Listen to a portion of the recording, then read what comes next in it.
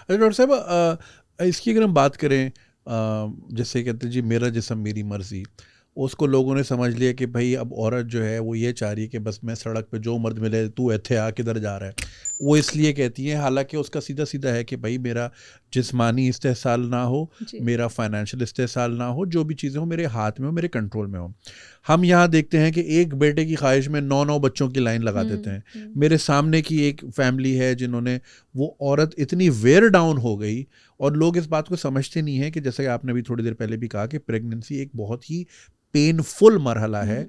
और मैं जब इस चीज़ से गुजरा, इन द सेंस कि my wife when we were having our child, और जब उनको एपिड्यूरल इंजेक्शन लगाना पड़ा, वो 8 महीने जिस पेन में रही, उसकी बैक पेन, बच्चा तो खेल रहा था मगर वो जो पेन लेके, वो मैंने उसको पूरे साल इस तरह ऑब्जर्व किया। और मतलब मर्द का तो कोई कंट्रीब्यूशन ना होने के बराबर है, और जो उसने पूरी सहा, and for the greater part अकेले, because we live in different countries unfortunately. तो मुझे इस चीज़ का बड़ा एहसास हुआ। लेकिन यहाँ लोग 8-8 बच्चे, 9-9 बच्चे, बस जी एक पुत्र चाहिए, एक पुत्र हो जाए, तो उसमें तो औरत को बिल्कुल ही खोखला करके रख देते हैं। बिल्कुल। आपने देखा नहीं कि यहाँ औरत का डाउनफॉल कितनी जल्दी है। आप वेस्ट की औरत को देखें, वो 80 में भी भागती जा रही होगी, जी, वो 90 में भी ग्रॉसरी साइकिलिंग करती हैं। साइकिलिंग कर रही होगी, 90 में भी ग्रॉसरी करनी जा रही होगी, गाड़ी चला रही होगी। ਇੱਥੇ 90 ਦੀ ਕਿਸੇ ਜ਼ਨਾਨੀ ਨੂੰ ਤੁਸੀਂ ਕਰਦਿਆਂ ਵੇਖਿਆ? ਇੱਥੇ 50 ਸਾਲ ਦੀ ਉਮਰ ਵਿੱਚ ਹਰ ਕੋਈ ਕੁੱਬਾ ਹੋਇਆ ਫਿਰਦਾ ਹੈ। ਵਜ੍ਹਾ like stress of every time, from childhood till the old age, then repeated pregnancies. और आप ये क्यों नहीं सोचते कि मर्द जो एक स्पर्म देता है उसके बाद ਉਹਦਾ काम ख़त्म, लेकिन वो बच्चा जो है वो उसकी बॉडी से बनना है, कैल्शियम उसकी हड्डियों से आना है, उसके जो बॉडी ऑर्गन्स हैं वो उसके खून से हर चीज़ निकलनी है, उसके दिमाग से ऐसे हार्मोन्स पैदा होने हैं जिसने उस जाके बच्चे की ग्रोथ करनी है, उसके दिल ने खून ज़्यादा पंप करना है, उसके किडनीज ने वो सारी वेस्ट प्रोडक्ट्स बाहर निकालनी है। So every system is affected by a single pregnancy and then by delivery में तो कुछ ना कुछ कट फट के बाहर बच्चा निकलना है, या पेट कटेगा या वजाइना कटी फटेगी।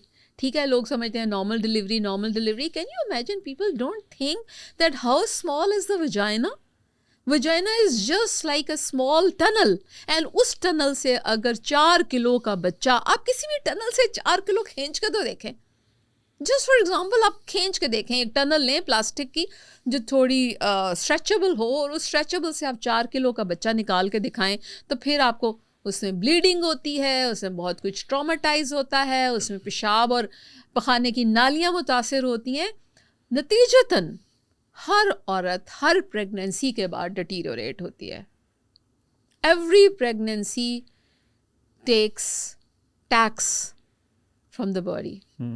और वेस्ट की औरत इसीलिए जब वो लिमिट कर देती है अपनी फैमिली, तो वो उस प्रॉपर हेल्थ को मेंटेन करती है। हमारे यहाँ इसे ड्यू टू द मुख्तलिफ रीजंस औरत को तो ये राइट ही नहीं दिया जाता कि वो बच्चा बंद कराने के लिए वो उस पर करे।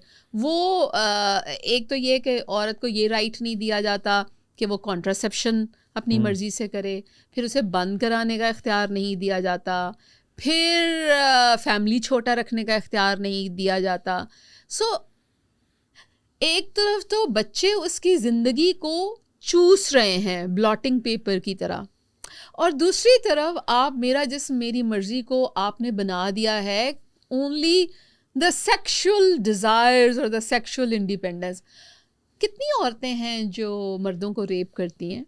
May be 1 in 100,000 or 10,100,000. But how many men rape? So who's the one who is like jumping on the woman or men?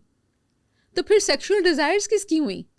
या इतनी ज्यादा सेक्सुअल हंगर, मैं ऐसे कहती हूँ, सेक्सुअल हंगर किस में हुई? बढ़िया ज़बान से दे में कि औरत में 7 टाइम्स ज़्यादा होती है, बस वो कंसील करती है। नहीं, कंसील करती है तो वो कितने लोग फिर वो रेप क्यों नहीं करती?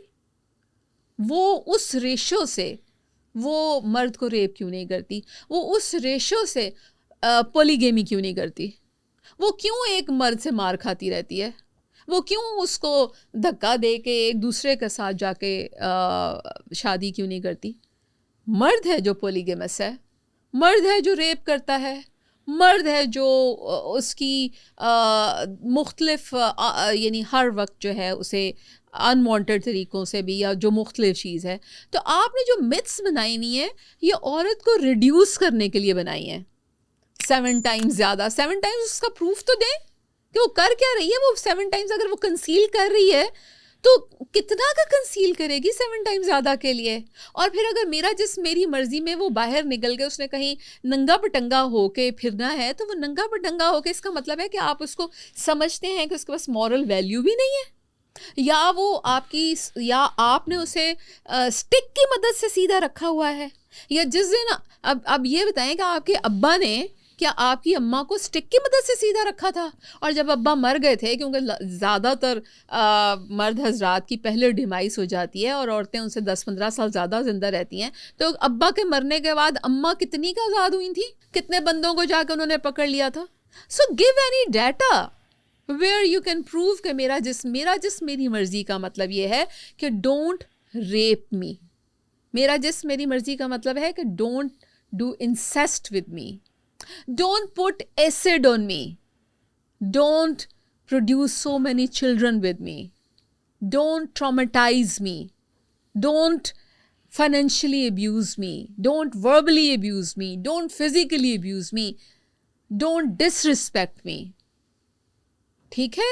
मेरी मर्जी का मतलब यह है कि मैं अगर चाहूं तो मैं 2 बच्चे पैदा करूं, 3 करूं, 4 करूं, ये मेरी मर्ज़ी होनी चाहिए कि इस जिस्म से मैंने क्या बनाना है। मेरी मर्ज़ी हो तो मैं उसे वजाइनली पैदा करूं, या मेरी मर्ज़ी हो तो मैं उसे सिजेरियन से पैदा करूं। ये मेरी मर्ज़ी होनी चाहिए कि मैंने अपना पेट कहाँ से कटवाना है, ये जिस्म कहाँ से कटवाना है। मेरी मर्ज़ी हो तो मैं अपने बच्चे बंद कराऊं। इसी तरह मेरी मर्ज़ी से आप मुझे टच करें, मेरी मर्ज़ी के बगैर आप मुझे टच नहीं कर सकते। आप जो सड़कों पे, बसों पे, राह चलते जो आपकी उंगलियां औरतों के जिस्मों को टटोलती फिरती हैं, this is the thing where you don't respect the औरत की मर्ज़ी।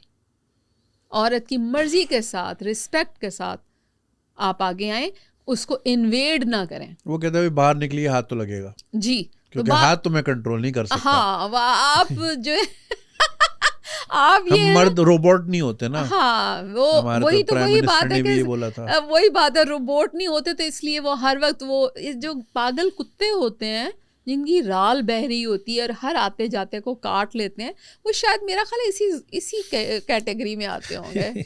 आते जाते को काट लेना। और रोबोट नहीं होते तो अपनी माँ को देख के कितनी वक्त उनको ख्याल आता है कि इसको टच करना है कहीं इधर उधर से। रोबोट तो नहीं है ना, मेरी माँ का लिहाज क्यों? So it's the lame excuses basically which you establish to hide your weakness। और हर तरह से औरत पे ब्लेम डाल देना। हाँ, विक्टिम ब्लेमिंग जो है वो आपने करनी है, ताकि आप तो महान हैं जी, तुसी मान ही रहो। थैंक यू तो बेसिक मसला ये है कि दिस इज पेट्रियार्की। पेट्रियार्की ने शुरू से इसका देखें, फेमिनिस्ट मूवमेंट में भी जो सिमोन डी बुआ थी, उन्हें भी सेकंड सेक्स के नाम से, कि आपको बेसिकली आपका दुनिया में जो भी आपको प्लेस दी जाती है वो जेंडर डिस्क्रिमिनेट करके मर्द से नीचे दी जाती है। ठीक है? Why? The question is why you it's the अगर आप औरत पैदा हुए हैं तो क्या आप अपनी मर्ज़ी से पैदा हुए हैं? और अगर आप मर्द बने हैं तो क्या आप अपनी मर्जी से बने हैं? कि तुसी चिट्ठी लिखी सी कि मैनू बंदा ही बनाई और मैं कहती नहीं जी मैनू मार खानी है तो मैनू जनानी बना दो। Right? Nobody has came to this world by choice. We all are creations of some power. तो जब हम सारे अपनी मर्जी से आए नहीं, लाए गए हैं, why not to respect each other? Why not to give space to each other? Why not to accept that whether you are a female or I am a male, let's run together. Hmm, इकट्ठे भागने में जो मजा है वो लात मार के किसी को गिराने में कहाँ। so sweet. ये मजा उसी को आता है जिसने करके देखा हो। अगर आपको ये वीडियो पसंद आई और आप इसका पूरा वर्जन देखना चाहते हैं तो लिंक कमेंट सेक्शन में दिया गया है। हमारे YouTube चैनल पे पूरा वर्जन मौजूद है और चैनल को सब्सक्राइब करना नहीं भूलिएगा। शुक्रिया।